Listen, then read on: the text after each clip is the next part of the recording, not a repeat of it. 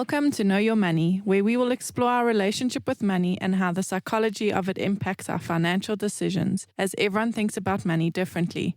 In our podcast, we'll be presenting a variety of financial topics in an easy-to-understand way, which we hope will assist you with managing your money. Welcome to Know Your Money, everybody. Hello, Warren. Hello, Craig. Morning, Brian. Morning, Warren. Morning, guys. How are you? All good, thank you. Awesome stuff. So you can hear our paper shuffling today because this is a big one. But today's episode is what is the implications of dying without a will? So this is really important to know, especially if you have minor children. So Craig, do you want to take us away? Sure, Brian. So dying without a will is a very serious thing, and hopefully all our listeners and clients and family and friends have a valid will that's signed and reviewed every year as your circumstances change. But if you don't have a will, and we do come across many of our clients who don't have wills, and we obviously encourage them to draft a will, make sure it's signed and properly witnessed. But dying without a will is very complicated. And it's called intestate succession, and the law allows for that. So people think, the government's going to steal all my money if I don't have a will.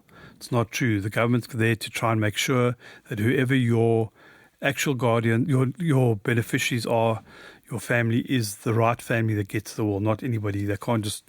Somebody can't just come out from the woodwork and try and get your assets. So it's very important that the government does look after that side in part of in the act as well. So make sure that there's the guidelines to make sure that the right people receive the assets that you own. So there's a couple of things on that. So the important thing is that the problem with not having a will is that if you've got minor children, who looks after those minor children? Because you didn't nominate a guardian now. So, correct.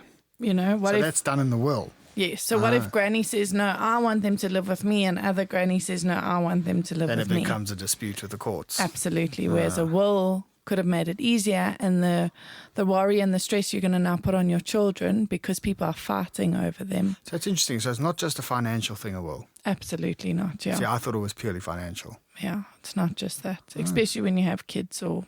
A dog. Yeah, a dog, yeah. And houses. Where will my Sophie go? Yeah, exactly.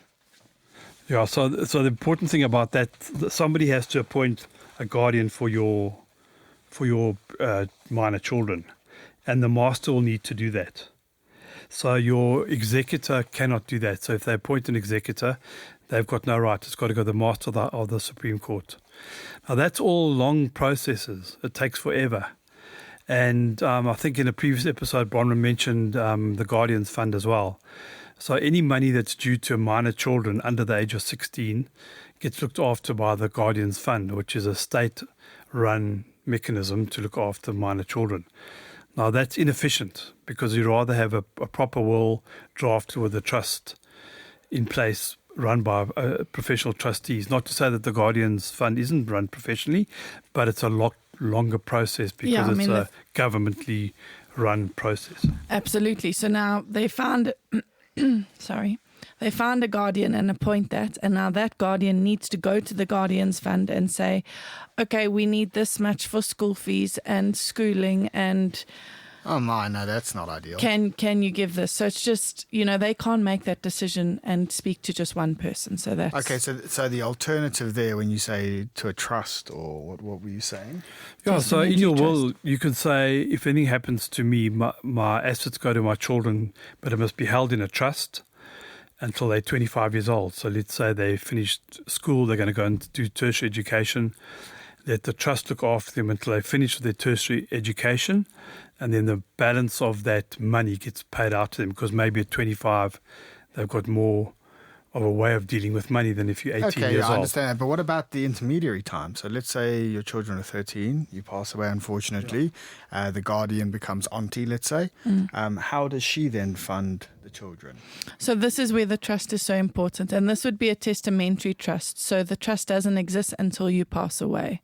So now say, for example, I do nominate auntie and she has a gambling problem that I didn't know about, and she squanders all of the money. Yeah. If it's in the testamentary trust, she can also be one of the trustees of the testamentary trust. Sorry. So the master will nominate, if you don't have a will, the master will nominate the guardian.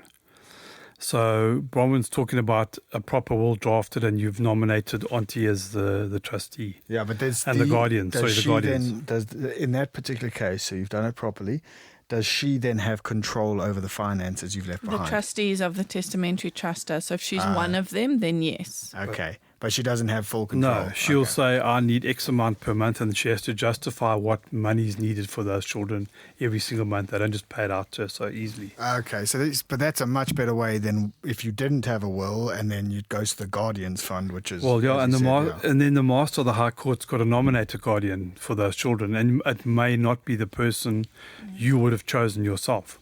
And the reason why it goes to that guardian's fund is exactly that. So at least they have sort of some control to help people. somewhat of a safeguard. Yes. Yeah. But still, I The mean, kids. as we all know, going through government bureaucracy and the courts and it takes a long time. Absolutely. So exactly, so that'll, no will, just to get to that point of the guardian's fund and nominating who the guardian's going to be by the master could take years and years. I mean, literally more than years and years, because nobody's driving it. Then there could be a situation where the wrong guardian is nominated, and now you've got the money in the guardian's fund, and you also it's not so easy to access that money, even though you have a guardian. And I expect no parent would want to leave their family like that if something horrible were to happen. So, yeah, Absolutely. very important to have the will. Okay. So now also an important thing is, say, for example, you are a spouse and you have 3 children. Your estate will get divided amongst all 3 of you. So, for example, if someone leaves their spouse and 3 children and they're married in community of property, the wife will be the first to receive her half of the estate because it's community of property. So she gets half of R1 million, And so then 500,000. the other half goes to the children.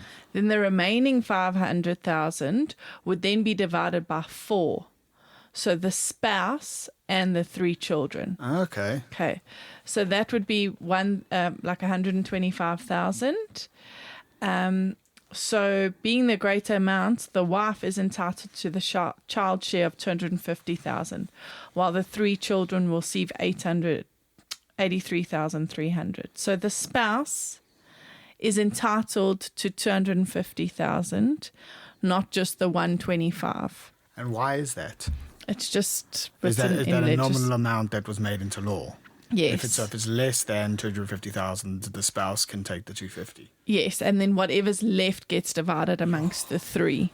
So the spouse got the 50 already, and plus the other 250. Yeah, she got half a mil. Yeah. Yeah. So that's what the guardian's fund, and that's what the master does in a case of somebody not having a will. That's why, once again, it's so important to have a will. And from the age of 16 years old, you can draft a will. So, like, for example, if there was only 250,000 Rand, the spouse would get the full 250,000 Rand and not the kids. But if it was more than that, if it was 300,000 Rand, she would get 250,000 Rand and the 50 would be split amongst the kids equally. And I think what's interesting here is how it's going to branch off, I expect, as well, because that's just in community of property.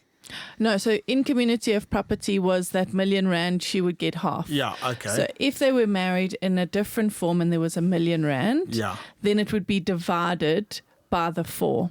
So 250,000 Rand each. So she would get 250,000 Right. Rand and so would the kids, because it's So if they were... either child Yeah. share or 250,000. Right, okay, I understand. So what happens if, again, it's they're not married in community of property and there's only 250,000, then she gets all of it? She gets all of it, yes. Okay, Because right, I get it. the spouse can't necessarily get less than 250,000 Yeah. and the balance gets split. I hope that makes sense. No, that makes sense, 100%, yeah. Yeah. It's an important factor to note, because then that goes to her and the rest of the money goes to the guardian's fund where she has to ask about that. So let's say it's 10 million Rand. Yeah. You know, she only gets 2.5 million Rand to try and manage things. The other 7.5 million Rand goes to the guardian's fund where she has to say why and what it's used for and all of those different kinds of things. She would have wished they had a will.